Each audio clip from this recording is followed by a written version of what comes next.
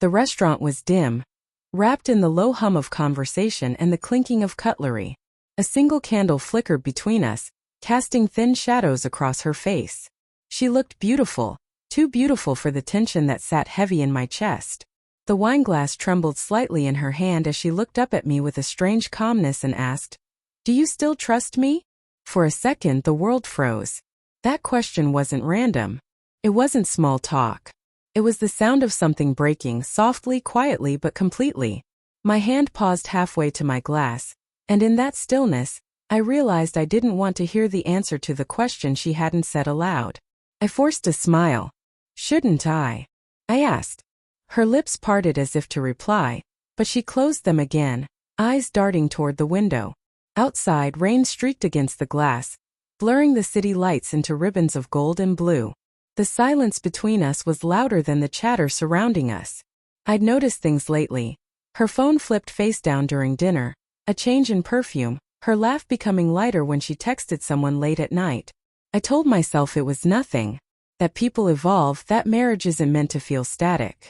But her question tonight, it shattered every denial I'd carefully built. "Why would you ask me that?" I finally said, keeping my voice steady. She exhaled slowly. "Because you've been different. Distant." I almost laughed. Me? Distant? I wanted to tell her how many nights I'd stayed up waiting for her to come home. How I pretended not to hear her take phone calls on the balcony. How I told myself that love meant trust, even when it felt like trusting was killing me. Instead I said quietly, "Maybe I've just been paying attention." Her fork clinked against the plate. She stared down, avoiding my eyes. "I didn't want it to happen," she whispered. The words hit like a blow. My chest tightened. "Didn't want what to happen?" I asked, even though I already knew. She looked up, eyes glassy, the candlelight trembling in them. "You already know." For a moment I felt every sound in the room disappear. The music, the laughter, the rain. All I could hear was my pulse pounding in my ears. I wanted to shout, to demand names, details, timelines, but something inside me just deflated. Because I had known. I'd known for weeks, maybe months. I just hadn't wanted to face it. "How long?" I managed to ask. Her lip quivered. "It doesn't matter. It's over." "Over," I repeated, almost laughing. "You don't get to choose when it's over." Tears welled in her eyes. "I made a mistake, Daniel. One mistake. I was lonely. You've been so far away."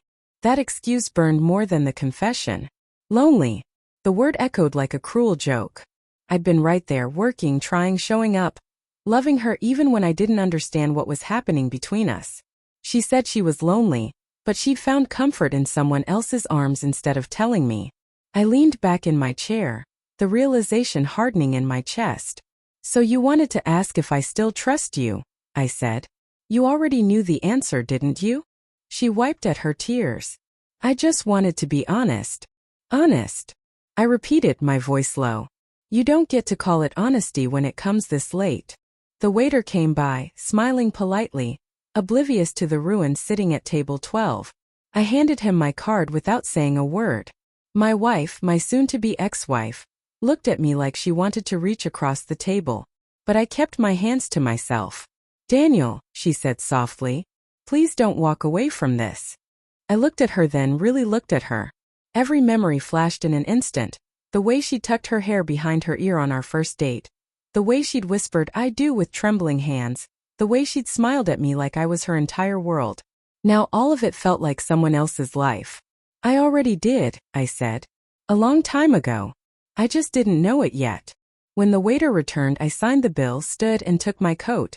She reached out and grabbed my hand, cold fingers, desperate grip.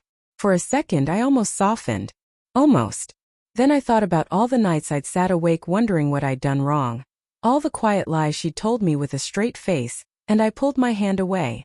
"Take care of yourself," I said, turning before she could answer. Outside, the rain hit me like needles. The air smelled like wet asphalt and smoke from nearby food stalls. My reflection stared back at me in the restaurant window, tired, hollow-eyed, but lighter somehow. Behind the glass, she was still sitting there, staring at the door like she expected me to come back. But I didn't. Not this time. Not ever again. As I walked toward the street, my phone buzzed. A message from her. I hesitated, then opened it. I didn't mean to lose you. Please don't let this be the end. I typed back one word. It already is. Then I deleted her number. I kept walking, the rain soaking through my shirt, washing away the last traces of her perfume that still lingered on my sleeve. For the first time in months, I felt something close to peace. Not the comforting kind, but the kind that comes after the truth rips everything apart and leaves you raw, exposed, and undeniably awake. Trust wasn't something you could rebuild once it shattered. It was something you learned to live without. And as the city lights blurred behind the rain, I realized I wasn't running from her. I was walking back to myself.